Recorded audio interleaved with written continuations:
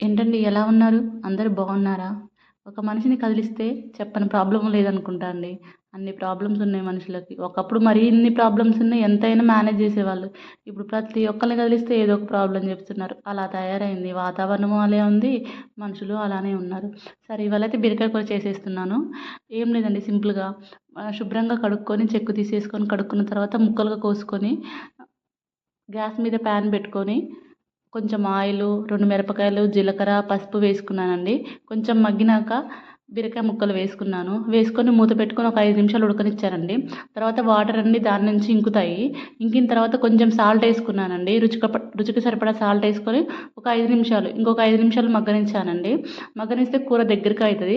చూశారు కదా! ఈ లెవెల్‌లో ఉన్నప్పుడు కొంచెం కారం సరిపడా కారం వేసుకొని మళ్ళీ ఒక 2 సార్లు కలుపుకొని మూత పెట్టేసుకోవాలండి. తర్వాత బీరకాయ కూర తయారవుతుంది. చూడండి ఎంత చాలా దగ్గరగా ఉంది కదా!